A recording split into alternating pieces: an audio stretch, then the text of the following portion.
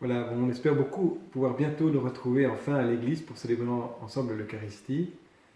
C'est peut-être le moment, après plus de 2 mois de confinement, de jeter déjà un premier regard sur cette expérience, un regard aussi à la lumière de la parole de Dieu et des lectures qui nous sont données pour ce 7e dimanche de Pâques.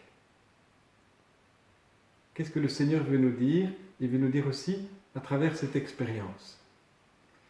Eh bien, d'abord, je dirais, comme en négatif, comme en creux, nous avons tous expérimenté ce besoin, cette soif de pouvoir nous retrouver.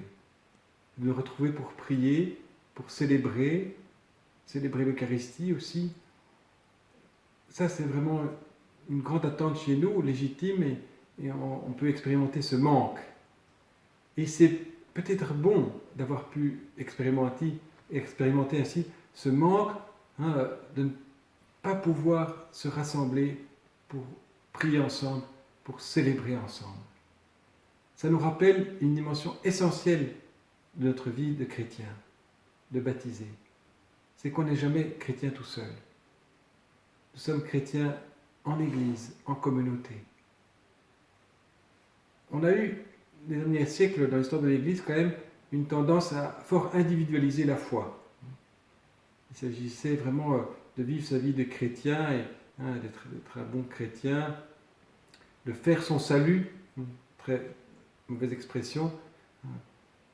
Aujourd'hui, nous redécouvrons l'importance de vivre la foi ensemble, en Église, en communauté, en communion. En communion. C'est l'expérience des disciples, des apôtres, après l'ascension.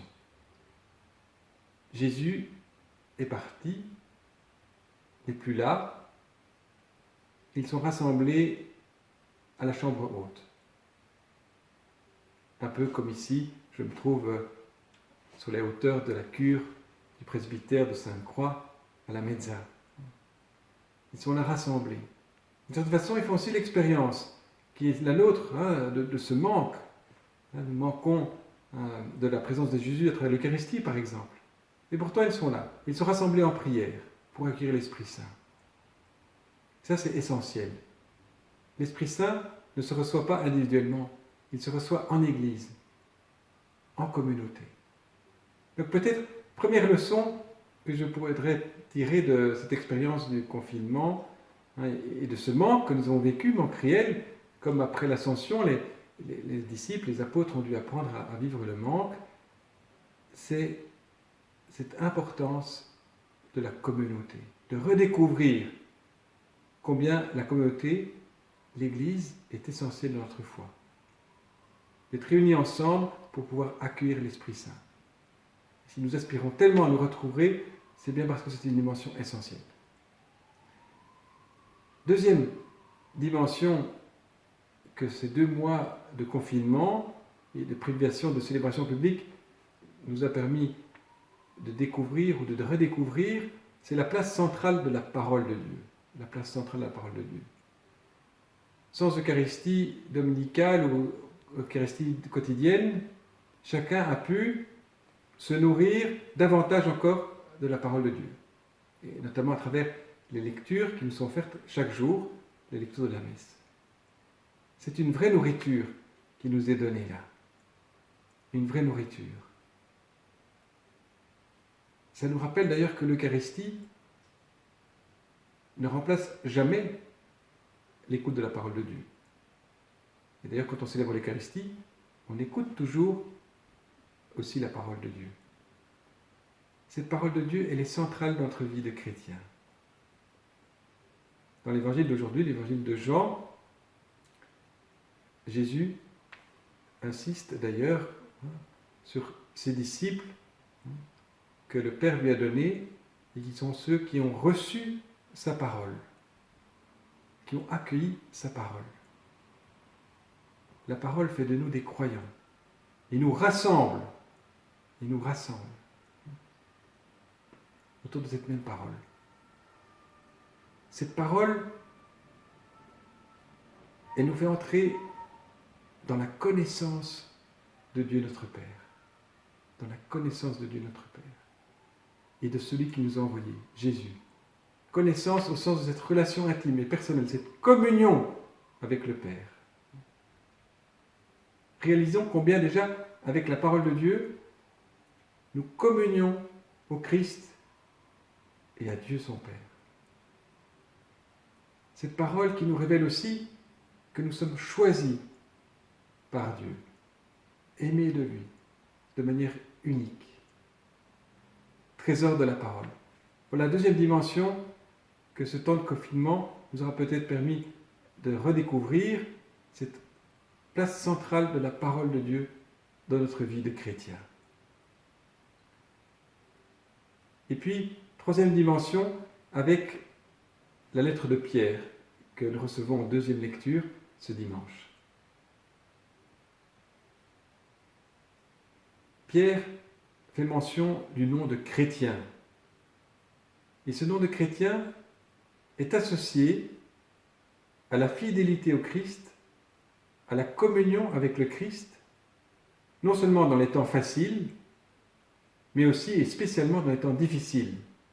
Et en particulier, pour Pierre, les temps de persécution, au nom de Jésus, au nom du Christ. Être chrétien, c'est vivre la communion à Jésus, au Christ, en toutes circonstances, dans les temps heureux, mais aussi dans les temps malheureux ou difficiles.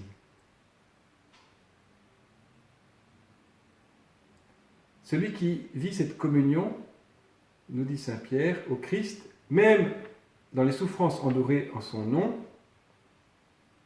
manifeste qu'il a reçu l'Esprit Saint,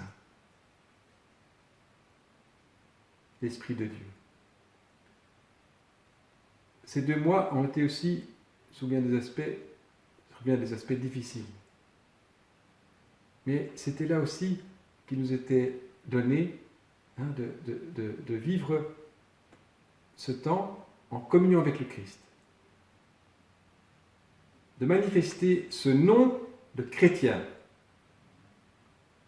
De le manifester en rendant gloire à Dieu à travers notre fidélité au Christ, notre communion au Christ. Alors même que nous espérons vraiment vivement et nous nous y préparons à pouvoir prochainement reprendre les célébrations et les Eucharisties, avec les mesures de précaution nécessaires évidemment, eh bien, puissions-nous vivre peut-être cette fin de confinement, la fin de ce manque, comme une nouvelle Pentecôte. Est-ce que le Seigneur n'est justement pas en train de nous offrir une nouvelle Pentecôte à travers cette expérience ? Spécialement pour nous, ici à Ixelles, dans notre église, à Bruxelles, en Belgique, une nouvelle Pentecôte qui se manifestera par notre engagement plus fort encore à vivre notre foi chrétienne en église, en communauté, pour recevoir ensemble le don de l'Esprit Saint, qui mettra le feu alors à notre église, à notre monde. Pour accueillir toujours davantage, toujours plus en vérité, la parole de Dieu, qui nous nourrit, qui nous fait grandir dans cette relation vivante, cette connaissance de Dieu et de Jésus. Enfin, cette nouvelle Pentecôte, cette effusion de l'Esprit qui fera de nous des vrais chrétiens. Vrais chrétiens parce qu'unis au Christ, en toutes circonstances, dans les temps heureux comme dans les temps plus difficiles. Mais en toutes choses, en rendant gloire à Dieu. Amen.